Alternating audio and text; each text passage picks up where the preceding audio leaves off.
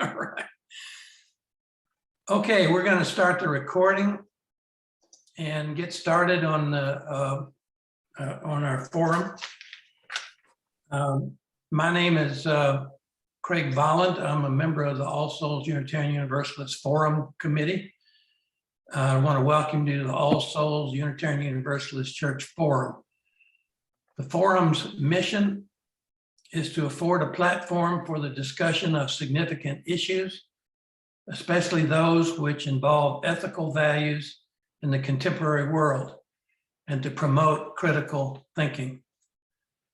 Today we have a great program about solar power in Kansas and hopefully Missouri. Right now, one of our speakers hasn't come on yet, the one who's going to talk about Missouri. So it was already planned to start out with Kansas. So our speakers are Zack Pistora. He's the legislative lobbyist for the Kansas chapter of the Sierra Club. And then Ty Gorman is Kansas representative for the Sierra Club's Beyond Coal campaign, which is a national campaign that's been going on for 10 or 15 years to oppose coal plants.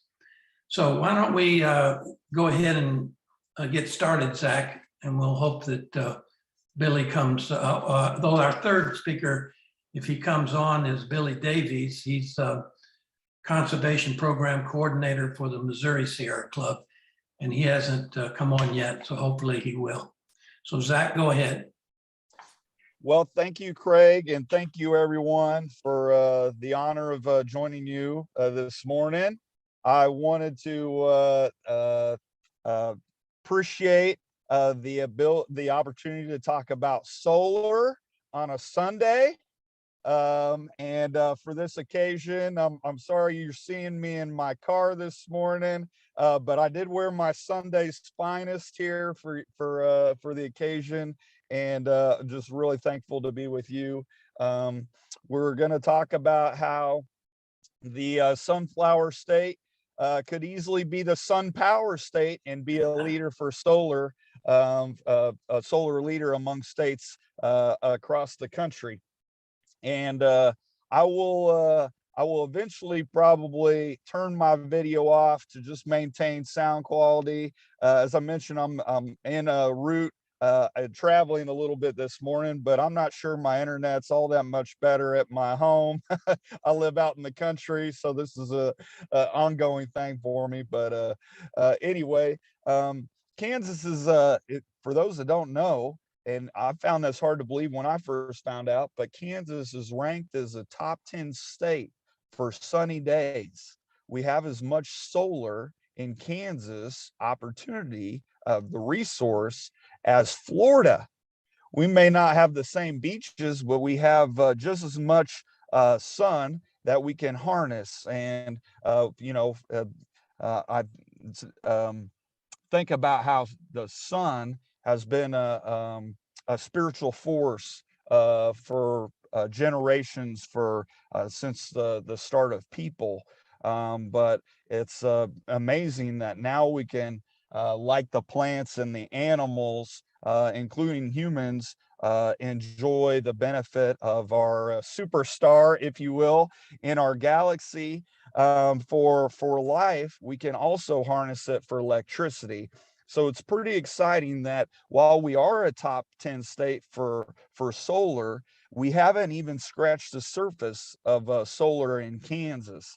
And so that transformation for the sunflower state to the sun power state is going to be really critical for us to improve our energy system, the resiliency of our grid, and Ty will get to talk a little bit about that, but it'll also provide great jobs and economic boost to our local communities that can utilize a source of power in real time, that from our sun versus million-year-old fossils for fossil fuel power. So it'll be cleaner, it'll be more equitable for our society. So there's a lot of benefit as far as why we need to go with solar.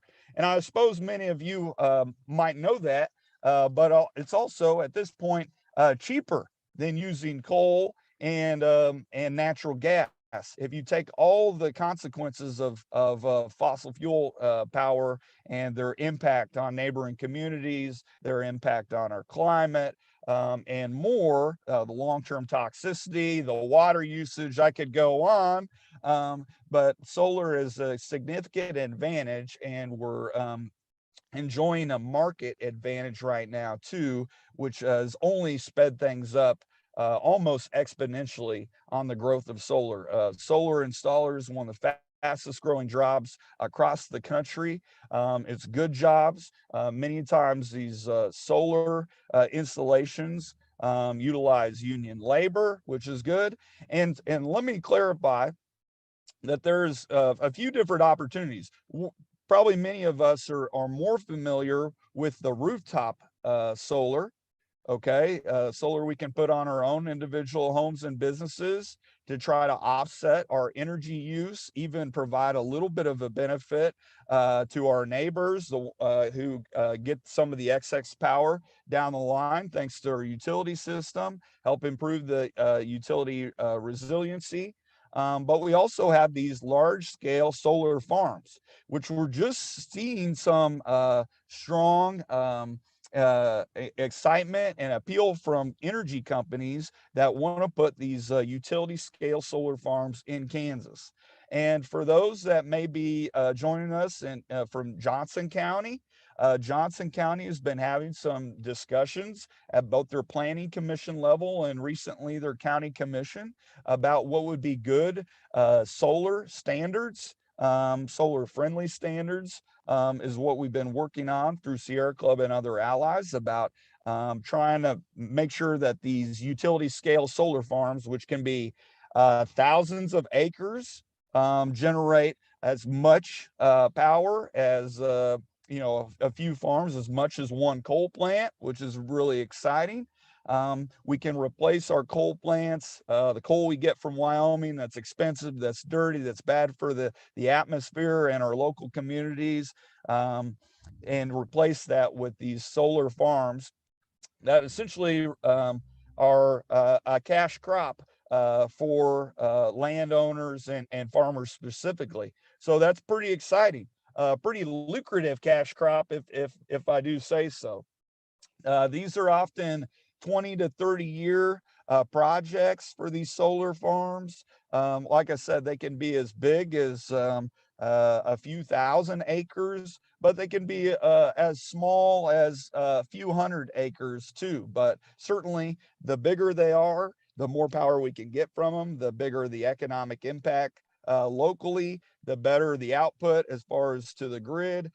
So as far as economy of scale, they've been going towards the larger ones. We do have some companies interested locally. Nextera, which is formerly Florida Power and Light, they've been interested and they've been a renewable energy investor in Kansas for wind farms, and so they're turning their attention to solar, and for good reason. You think about where we were 20 years ago when we first had our first wind project in Kansas. And now Kansas is one of the top states as far as a percentage of our power coming from wind. Okay, we could be doing the same thing, and it's happening right now in Kansas that we're just exploring ways that we can get these power to the solar farms created, to get these regulations established at the local level, and the investors to have some certainty and confidence that their investment is going to work for them, but also work for the communities that is going to host the solar. So that's a few things, and there's a lot of information and often some misinformation that we've encountered in some of these local discussions. It's not only happened in Johnson County, but we just got some solar regulations passed in Douglas County, where Lawrence, Baldwin, and Eudora, some of those areas are there. But I just recently traveled to Pottawatomie County, near Wamego, and their county commission exploring this. So that's really exciting time for large scale utility solar. Currently, our biggest solar farm in Kansas is only 10 megawatts. Okay. That's out in, some would say Western Kansas, basically central Western Kansas near the community of Russell. Um, that is another one that's planned. I'll say that when we're talking about these large scale utility farms, now 10 megawatts is nice, but we're talking in the neighborhood of 100 megawatts, 10 times bigger, or 150 megawatts per project. That would take, up to 2,000 some acres or more. So, they say, well, what about cloudy days? But solar can photovoltaics can even capture that kind of solar resource even on cloudy days, and then technology only continues to improve.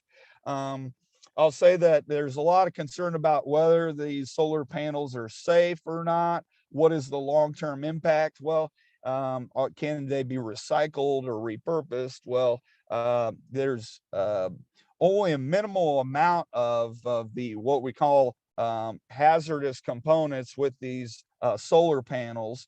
It's really minimal. It'd be like anything like our cell phone or other types of electronics like the computer I'm on today. We obviously can't just bury that in the ground. We're supposed to dispose of it properly.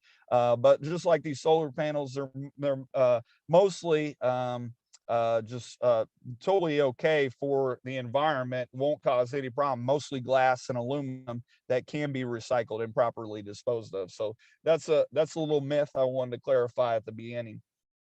They're so much better for our ecosystems than our fossil fuel use, and so that's important to say. I'll also say that we've really come forward in a number of progress and policy wise. So I want to transition from why we need solar to how, and that's going to come forward with some better policy progress at the state level. And the Kansas Sierra Club and others have been working really hard about trying to get a level playing field for Kansas, to be honest. Other states, Missouri, and I saw Billy join us, so I'll turn it over to him soon. Um, is much better policy wise. Even Nebraska and Oklahoma, we have Kansas companies that are looking to other states because of net metering policy, basically the policy that says how much are we gonna, as a utility, gonna reward those producing solar excess energy that they get to utilize. And Kansas, the utilities have shortchanged really the value of solar in recent time, to the point that the Sierra Club took it to the Kansas Supreme Court, saying that they were putting these charges on solar users. And I don't want to get started too much because I get pretty wound up about this. Penalties on people that were investing their own money to generating their own power on the rooftops, doing a fine thing for their community, for the planet, and oh yes, giving cheaper, cleaner power to the utility. And yet they were being charged these demand charges, several dollars a month for a long time, until we took it to the Supreme Court and said these are discriminatory charges. And then even after that, they were reluctant to take away their policy after months of the ruling. We took that to the Regulatory Commission, said, hey, we have a Supreme Court ruling. We need a new regulatory policy for solar that recognizes the benefit. And so after months of hard work on all that, we finally got those demand charges.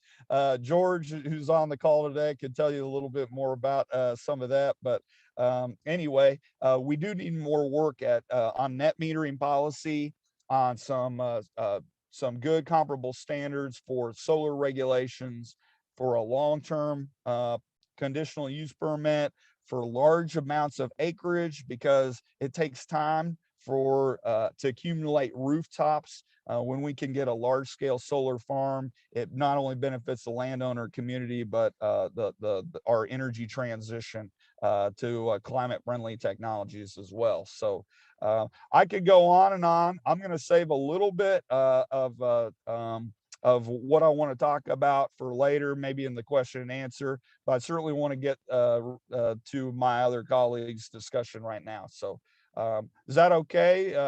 Yes, I'm going thanks. to turn it over to Billy if Billy is ready for that. Absolutely. And thank you so much, Zach, and all. Sorry for my tech issues early today, getting slow getting on the call, but thank you all so much for having me. My name is Billy Davies, use him pronouns, and I serve as the Conservation Program Coordinator for the Sierra Club Missouri chapter. I'm based in Kansas City, Missouri, working with community leaders in central and northwest Missouri mostly, as well as northeast Kansas. Work with Zach and Ty, as well as a few folks on this call. I see some familiar names and familiar faces. It's a pleasure to be here with you today. And Zach covered a lot of, and during his great presentation covered a lot of the issues we face in Missouri as well. With Kansas and Missouri, and also being here in the Kansas City metro area, we find the opportunities to work together a lot, and our states often seize opportunities to learn from each other. And unfortunately, that also means that sometimes folks that are opposed to a just transition to more reliable, healthier, cleaner energy are also learning from each other. Zach mentioned restricted attempts to restrict solar, and I'll get into those in a little bit. But starting at the high level, kind of the state of solar in Missouri, we are currently 34 in the nation as far as an installed solar, which sounds not too bad. 50 states and being 34th could be worse. But at the same time, it's important to know we're about tied for 14th as far as being a state that is suitable for solar. And so things aren't matching up. There's so much opportunity to move forward. And we still, with worse, get over 70% of our electricity statewide from coal. And despite all of the understanding in our communities, the pleading from the world's foremost scientists and experts to take action to mitigate greenhouse gas emissions and to ratchet down fossil fuels and transition to healthier energy sources, this is still where we're at. And unfortunately, a lot of it does come from misinformation that is furthered by folks who have money to lose, that they have a financial interest in keeping us on fossil fuels. Zach talked about restrictive regulations, working with NextEra in Johnson County and Douglas County. And fortunately, thanks to grassroots advocates, there's been some great work to make sure that the truth is out and that county regulators are making informed decisions that put their health and well-being first. And we're able to stop some restrictive solar regulations. Some restrictive solar regulations have actually already passed in Missouri, including in Boone County. There's been some regulations passed that make it really difficult to build large-scale solar facilities as well as large-scale wind. Although there is still effort to challenge the solar regulations, but those are moving forward pretty quickly in a number of counties in Missouri, and that's in Boone County. That's also in that's where near Columbia, where they're actually working to move ahead towards clean energy. And so there's been a lot of gains, but unfortunately, due to misinformation, there's a lot of potential left to be realized. In addition, where cities have made gains, we've seen efforts to essentially, put obstacles in the way of a transition to more solar and more wind. Y'all might be familiar with legislation passed in 2021 in Missouri, as well as a number of other states, over a dozen other states, essentially, banning gas bans is what they call it, making it illegal for cities to essentially ban gas for heating or be as a utility to new homes and new buildings. And that was aimed at cities that are finding ways to essentially encourage or require more use of solar energy. And we've seen at the state level with working with our utilities, thinking Ameren, Evergy Inc. here in the Casey area, Liberty, and the like. Unfortunately, a lot of the programs that they have where they say they're encouraging renewables or trying to support folks who want to go solar, there are a lot of financial barriers to doing so. They often come with a subscription service, which is a deterrent and really makes it nearly impossible for folks who are moderate to low income households to participate. So again, like that contributes to contributing to energy burden, and also this kind of this perception that going solar is only supposed to be for affluent people, and that's just not the case. This is something that is meant to be for all, and fortunately there are things we can do about it, and there are efforts underway to make to further energy democracy in Missouri, make solar and wind and clean energy accessible for all. And so and I want to get into that just a little bit, partially because Zach did such a good job talking about some of the barriers. Right now, nearly 1 million people in Missouri live in a community that is dedicated to transitioning to renewable electricity. So just to name a few: St. Louis, Columbia, and right here in Kansas City, Mo, are working towards transitioning away from fossil fuels and eliminating greenhouse gas emissions from electricity. And a key part of that is making sure that homes are more energy efficient, for one, but also are able to access renewable energy across income levels. And they had to get creative, and part of that is because of the foot dragging from a lot of our utilities, who sometimes don't make it easy for folks to get solar, or because of areas where restricted regulations are happening. So here in my community, Kansas City, Mo, they're working on a climate protection resilience plan, key part of which is democratizing solar energy. And so as part of that, they've launched a Solarize campaign, or they call it Share the Sun, which essentially is a way for cities and any local jurisdiction to get plugged in into essentially a bulk purchasing program, and thereby be kind of serving as a middleman for a limited time to attract financiers and solar installers to help drive down the price. By being a bulk purchaser of residential rooftop solar, they can make it more accessible to communities across Kansas City. And the goal in Kansas City is to make new residential rooftop solar free to a certain portion of both low income and moderate income households, but temporarily removing barriers to what otherwise would be an overly expensive project, helping folks to get solar, access to clean renewable energy in their home. And it's something that has just started really across the country and getting big, but it's something that fortunately cities like Kansas City, Missouri are able to jump into. And part of that is part of the imperative before us to rapidly ratchet down carbon emissions. But while also doing that, is that in addition to just greening our electrons, we are lowering pollution, reducing environmental injustice by focusing on communities that have been historically overburdened by the climate crisis, and making sure that they are among the first to benefit. And this is something that other communities are starting to look at. Kansas City is one of the first in the state. St. Louis had a program for a bit, but they're looking to Kansas City's for some inspiration as well.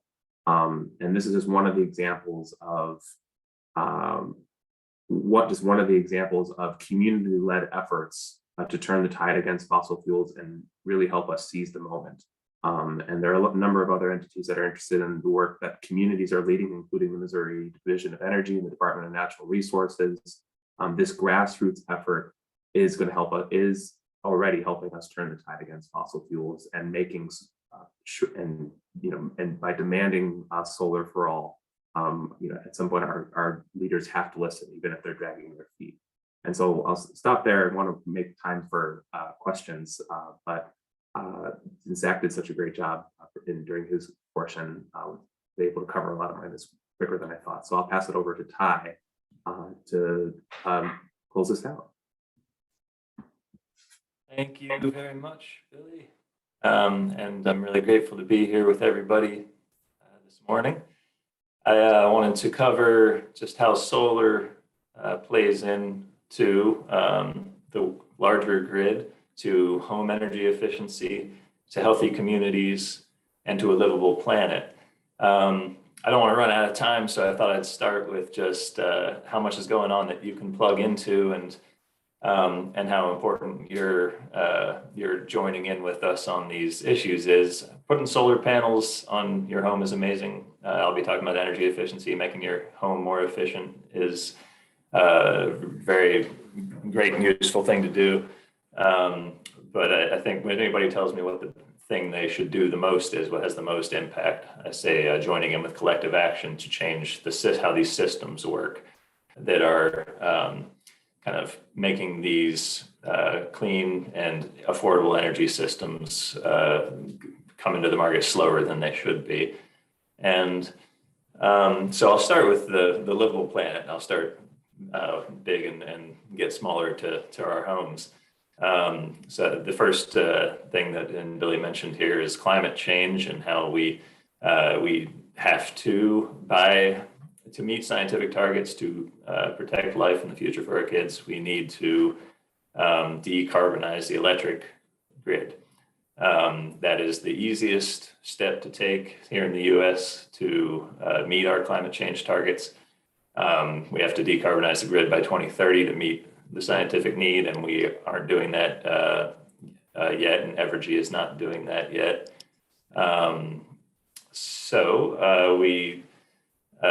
Why isn't that happening? Why aren't we moving that quickly there? And I'll explain a little bit about how the grid works right now. Right now you have wind producing a lot of the kind of base load, or a lot of the energy we get is from wind in Kansas, and that's great. Craig Volland was mentioning earlier how he was involved in those meetings back in 2006, 2007, got that kick started. And we've put a lot of wind in Kansas. And wind, we need to do that same thing with solar. We should have started some time ago to have that same upswelling of solar, because they provide power at different times. So wind provides a lot of power sometimes, and sometimes much less. And right now, when there's much less of that wind, we rely on gas and coal a lot of the time to meet those demands. And those resources, they pollute, they're poisonous for the people who live around them. But they're also very expensive. There's no reason to have gas and coal when wind is way less expensive, solar is way less expensive, and energy efficiency is the cheapest one of them all. So you want to have this reduction of the fossil fuel resources, lowering of bills, investment in energy efficiency, than solar in our communities here, and that transition, that clean energy transition, will help us meet our targets and create a healthy environment for us. That also brings us down to how it affects our homes and our communities. The energy efficiency docket right now in Kansas City, or in Kansas, in the state of Kansas, and the Climate Protection Plan in Kansas City, provided these great opportunities to look at how money gets invested in our communities in a way that helps those who have been affected the most by our power system, by the pollution and by the high prices. We talk about this as energy burden. So folks in communities, especially near coal power plants or gas power plants, are generally low-income communities, more than often non-white communities, and they spend a much higher portion of their income on their energy bills than their white counterparts and neighbors, and their high-income counterparts and neighbors. So they have a big part of that is energy efficiency and home health. So if you invest in homes that can make in the whole home for especially for someone who's renting in a home that hasn't been updated in a long time, or needs help getting the upfront money to make their home tighten up the outside of their home, put in insulation, like fill in the holes in their home, get a heat pump installed. These types of things, not only do they, if they're done properly with someone who's paying attention to home health, indoor air quality, all the health issues involved with keeping a home sealed up, then it improves quality of life, it improves the health of the folks in the home, and it also brings a lot of jobs to the community. Those kinds of investments are local jobs, local training, and if they're invested in the communities that they are centered in, then you have these connections that are built between folks in the community that bring other assistance programs in, that make sure that the people who are getting the energy efficiency are the ones who might have their power shut off, or might be having trouble paying bills, and these huge reductions can come in the stress that's being put on the community.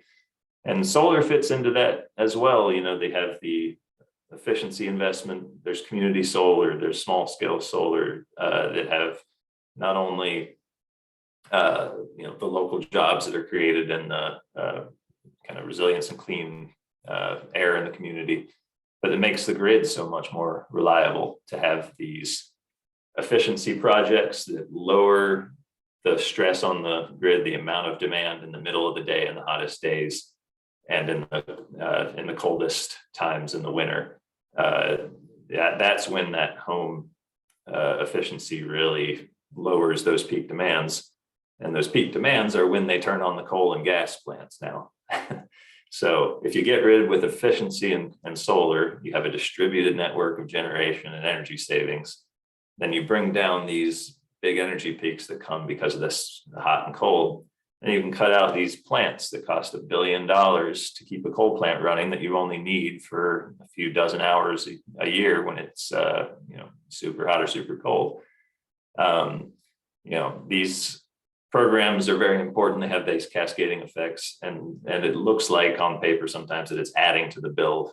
Sometimes they put it that way, they act like you have to pay a little more to get solar on the solar programs in the utility, or they act like the utilities energy efficiency programs are going to raise rates. But if they do them and they save that energy and put that energy on the grid in the middle of the day in the hottest days of the year, then they can remove $1 billion coal plant, and that energy price should go down. Those shutoffs that people are experiencing in low-income communities should stop because of these investments. And we can fund our trusted community organizations and job training folks to combine these assistance programs and really bring all this back to the moral fight that we're all having here to try to help make a more livable planet and a healthy community for all of us. So I tried to rush through that real quick. I'm not sure how much time check here with Craig, if there's time for questions, but we are, it's really up to you if you want to take a few more minutes. We have a few more minutes, like 5, or we can go ahead and do question and answer after a short break. What would you prefer? Sure, I'll just thanks for the time check, Craig. Wasn't sure on that schedule. I'll just come back to the calls for action here and say, if you're on the Missouri side, please contact us. Please get in touch with Billy. We have that contact information, and there's a lot going on there in the Kansas City, Missouri side with solar and efficiency and all the climate protection needs we have in our community. Justice in that part of the city there, or in that part of Missouri. And on the Kansas side, please contact Zach or myself. We are working in Johnson County still to make sure that the solar rules that they bring back to the commission are where they need to be. There was a lot of misinformation, as they talked about, and we corrected a lot of that by having all you all the good folks we could show up and tell the commissioners what we needed. And they did, and the commissioners listened. So, this showing up to your local government and then showing up to our utility regulator, the Kansas Corporation Commission, which nobody really knows about, the KCC. But they can tell Evergy what to do, and they want to listen. They want to hear what you have to tell them. And so there'll be a big hearing on energy efficiency and on the integrated resource plan, which is the next 20 years. The utility includes solar, includes efficiency, and they really need to hear from folks in Kansas and in Evergy territory about what we need. And we'll be reaching out over the next couple of months to get folks to that hearing and to present comments. But in the meantime, just reach out to us one-on-one. I'd love to jump on a call with anybody that's watching here today or listening Okay, later. could you enter your contact information in the chat? Sure will. And Billy also, I think Zach's in his car. I don't know, it might be harder for him to do that, but I think if they contact you, you could refer him to Zach if needed. Absolutely. Thanks, Craig. And for listeners, just our contact information is on the Kansas Sierra Club website, and Well, that's true too. I'll put it in the chat and Craig can get up there. Thank you. And, Okay. Look forward to questions. Let's go ahead. Let's take a quick break here. And for those who are on this Zoom, and you can support the forum's efforts by going into there's an address there where you can send a donation into the church, or is also there a link to do that electronically. And we appreciate that because it does cost to put this on. So then I'm going to explain how to line up for questions. If you go to reactions down at the bottom of your screen, there's a place to raise your hand. If you'll just click on the raise your hand, and I'll call on you in the order that you do that. So I think, and we, at this point, we really would prefer not to have comments, but limit it to questions. But I think all of our speakers are going to stay behind for a few minutes afterwards, where you can comment and provide input to them. So I'm going to go now to find questions. Okay, we have a question from Richard Thompson. Billy, has there been any discussion of using or trying to get a statewide initiative on the ballot to increase some funding for solar panels and remove some of the barriers that were discussed? Thank you, Richard. And the answer is yes, there has been discussion. And real quick before I forget, another way, if folks want to get involved and try to set up a conversation to talk about us, I added a link to it. It's just a survey, it's a volunteer interest survey. You can share all the issues you want. Again, direct contact. Feel free to reach out to any one of us, and make sure to stay plugged in with Renee and Craig on this forum. Great opportunity to learn what's going on and get plugged in. But yes, there have been conversations about initiative petitions and ballot initiatives. The kind of the drawback on that is, as you've seen, while they're incredible efforts, they can be quite expensive, and it's a lot to organize. I think that right now, a lot of the effort has been pushed into, and successfully, working with local leaders such as yourselves on having more local jurisdictions, counties, towns, cities, even school districts, do what they can and get the support they need to get solar programs, energy efficiency, or other opportunities to take action on climate and take action to protect the environment and public health. And as we do that, that helps add up momentum for statewide action. And I think that the idea of a statewide initiative petition does continue to be something we reevaluate.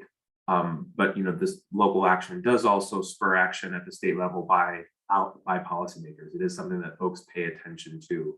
Like I said, I talked about the nearly 1 million Missourians living in a community moving towards renewable electricity.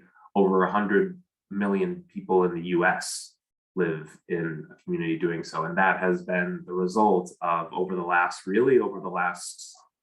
6 years, communities one at a time, making legislative, commitments to transition away from fossil fuels, centering the needs and the health of folks in their community. And that just adds up to create momentum at the state level, that in the last 6 years after communities passed legislation and mobilize action takers and volunteers, community members such as yourselves, to put pressure on their elected officials. State reps took notice. So then, the state of Virginia, the state of Illinois, California, they made a commitment to transition away. And now you see that where you look at the last presidential election, where it was such a central issue of taking action on climate and increasing support for overburdened communities and taking action to mitigate this crisis that is harming us. So I think right now, kind of then the model is continuing to support these local efforts, even in Ty and Zach and I have talked about Kansas City and what influence that has on other jurisdictions in the metro area and how that can lead to change. But this is not something that operates in, none of this is something that operates in a vacuum, and there's always opportunity to evaluate next steps. So I'd love to, again, I think so far I haven't been in all those conversations. So far it's been seen as, especially during a pandemic, where there's not as much of an opportunity to engage directly with voters. I think as we're moving into a phase where a lot of folks are looking to do deep canvassing and direct engagement and reach folks, that is always something to consider. But that was the long answer to your question, and always happy to talk about it more as we're evaluating tactics and strategies. Okay, thank you. Spencer Graves has a question. So what are the subsidies that different types of energy get as a percent of their typical market price? I can try to jump in and give you a little bit of an answer on that, Spencer. Thanks. Offhand, the percent of typical market price, I'd have to do a little research to get those precise numbers for you. I do know that fossil fuel subsidies by the US government alone is around $20 billion for fossil fuels. And that is 80% gas and oil, I believe, 20% coal, something like that, significantly more than the infrastructural or direct subsidies for clean energy. Those types of clean energy subsidies that we see tend to be tax breaks, and those have been helpful in the past. But at this point in development, all that clean energy needs in order to succeed, overtake, and replace fossil fuels in the next 10 years, especially in the energy sector, is an even playing field. So, the market price currently within Kansas, I know is definitely skewed towards coal plants, and they self-schedule. They have in the past self-scheduled and run coal plants and fossil fuel plants when it was not economically what they should have been doing. Customers spending more on expensive fuel that the utility and the folks who kind of decide what goes on the market in the Southwest Power Pool that runs auctions that are trying to keep prices down for customers. Those processes have been instead subsidized and skewed towards fossil fuel. So I guess maybe clarify for me if I haven't answered your question there with that. I'm happy to get into more details maybe about the renewable energy side. I'll just add on to what Ty was saying. My understanding is that coal, the levelized cost of coal's $40 or some a megawatt hour, and it seems to increase all the time. Whereas solar is like $30 a megawatt an hour on average, or less. I got that right, Ty? So there's just as far as the pricing day to day, what the utility is planning for, there's your price difference right there, let alone to all the solar that's being distributed on behalf of individuals, homes, and businesses investment that they're making, that they just pay pennies on the dollar for that excess power that they charge more their neighboring customers. So there's a little bit more on the specifics on the market stuff. Okay, I have a question. This is Craig, to Billy. I was intrigued when you mentioned that there seems to be some discussions or programs in Kansas City, Missouri about getting solar to low-income people.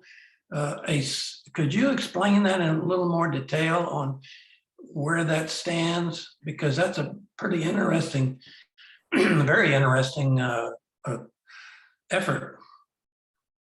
Sure, I'd be happy to. And and like I said, none of this operates in a vacuum. I think a lot of this was inspired actually by some other communities that were looking into bulk purchasing programs to fund retrofits to support energy efficiency in homes. I think a few on the East Coast and a few spread throughout the U.S. But again, like as Ty mentioned, like the cheapest source of energy is the one that we don't use. It's key. And as far as like protecting human health and reducing energy bills, energy efficiency measures are huge. So the Solarize campaign was a partnership, and I feel comfortable saying this because we actually got invited to be a part of the steering committee for Kansas City. They're working with RMI, formerly the Rocky Mountain Institute, great organization, has a lot of good information about initiatives and resources for you or for your local elected officials to help support this transition to cleaner, healthier sources of electricity.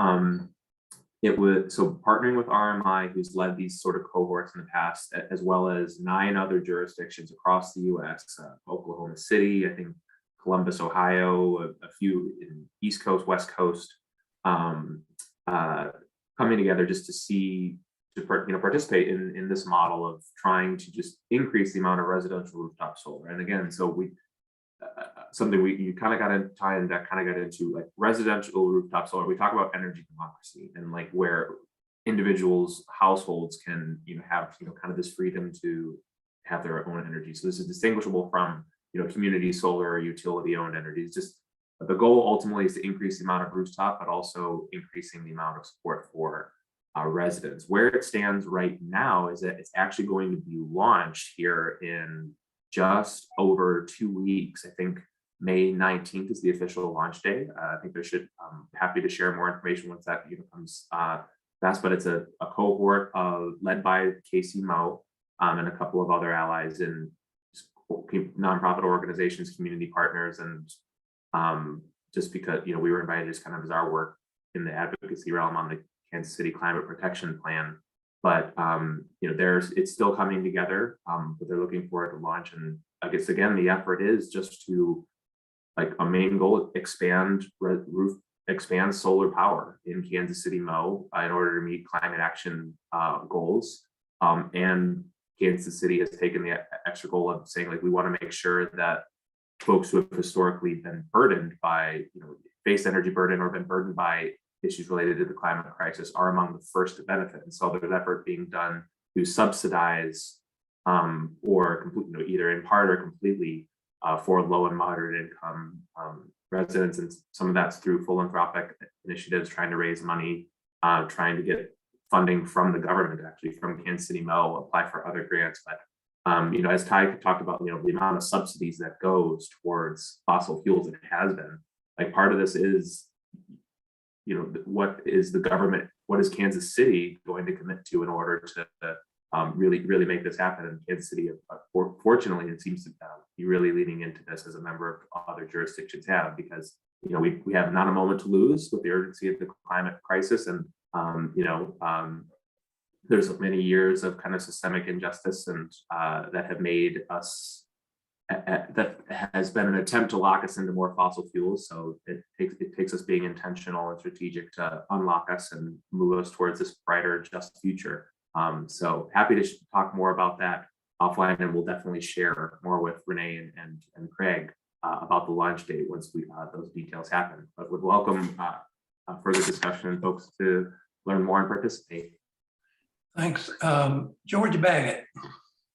Yeah, I live in an area where, can you hear me? I didn't get my, I live in an area of old houses where, in fact, one of the solar panels that were put up had to be removed because they had to get a new roof. And do you see some of the new solar technologies involving roofing materials, do you guys, being anywhere near the future? Because I'm looking at replacing my roof. And would consider looking at that option.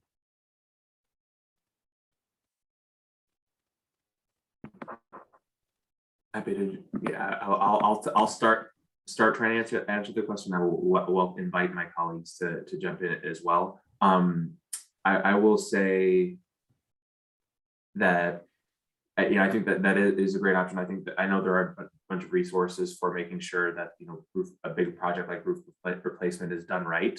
I think you just will say that you raise an important issue about what that none of this operates in a vacuum, and so the way we build buildings and the way we look at the built environment going forward is also crucial to this. So that raised another initiative that's actually happening right in the Kansas City metro area regarding building codes. There's actually Kansas City Mo is actually just now introduced an ordinance that would make sure that new buildings are built solar ready, meaning that for residential dwellings, single family homes, the roofs are built to essentially ensure that they allow for, I think it's like at least five panels to make sure that they're solar ready. And so I think that will be an important bit going forward into something that folks can weigh in on here. And just again, going back to the point that energy efficiency is a huge part of this, and there's a lot of intersectionality with other issues. But I think there are a lot of benefits, and as far as like the resources for making sure it's done right, I know there are a lot of folks, maybe some on this call are and not, but resources we can get you connected with to make sure that you can make an informed decision. And I don't know if Ty or Zach or folks have more details that could be helpful right now. Well, Okay. sorry, Ty. I'm just saying I'm waiting for those solar panel shingles myself. I think things will get lighter and more efficient. And I know that technology is working on it. If it's not already market viable, that's something I'm not familiar with. Ty? Yeah, thanks, Zach. Yeah, there are some innovative options out there. The solar market's pretty dynamic, but I also wanted to throw in that there's so many reasons why folks might not be able to just on their property, on their homes, put together a system.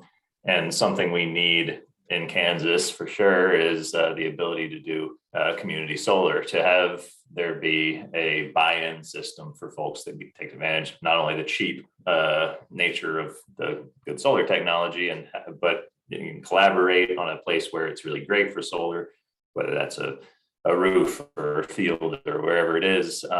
Different folks in the community can get together, own a system together, and have that be not only something that's great for the community, but generating resources of the community. It can be kind of a tool for justice, for bringing resources to communities that are struggling with energy prices because of the cost reductions.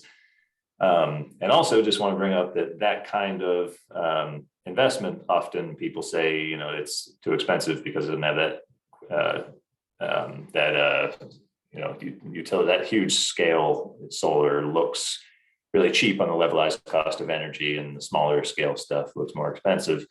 But from a reliability standpoint, having distributed energy resources, having a lot of little places where energy comes from and gets onto the grid, and the ability to kind of isolate those areas can be a really powerful tool for grid reliability, for keeping the power on, for having a more stable and more cost-effective grid because of how you're using the transmission and distribution. And California's leading in that right now because of all their fires. But I think that's an important thing to remember when you're thinking about putting things on your roof, and community solar is how it really does help everybody, not just those who are making that investment. So I'll just leave it there. Thanks. Thank you. Richard Thompson, you're next.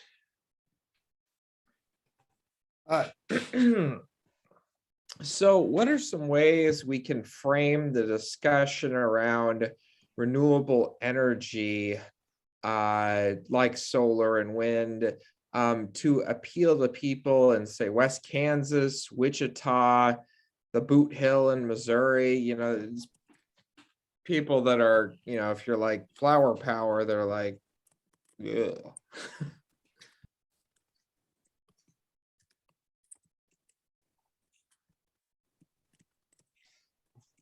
Yeah, I deal with that a lot of times, being up in the legislature, Richard. I mean, we got to talk about dollars and cents. We got to talk about opportunity, especially in places of Kansas that have a depopulation problem and have had depopulation problems for a long time. This is a new economic source, and it's a resource that goes well with flatlands of Kansas. So you got to talk about that. We got to talk about, I think, and I think this group is a good one, about there's more to the solar resource. I mean, it comes from the heavens. It doesn't come from digging up the earth. We can utilize it in a low impact form. So there's ways we can talk about it that shouldn't be so daunting or intimidating to people, you know, or too hippy dippy or whatever you want to say. So that's just my quick answer. If we don't use it, it just goes away. So you got to use it. Anything else on that, Ty? Did you want to say something? I just wanted to jump in and make fun of Zach a little bit by stealing the thing I've heard him say many times. It's so true that it's time for the homegrown Kansas energy and not this Wyoming coal that we're shipping in here every day. That's an important point. It's local labor, local energy. That's a good point. Spencer, have you got another question? Yes. So what about dual use, raising crops underneath solar panels? Yeah, I think that's a great argument. I think it's known as agrivoltaics. A lot of people call it agrivoltaics.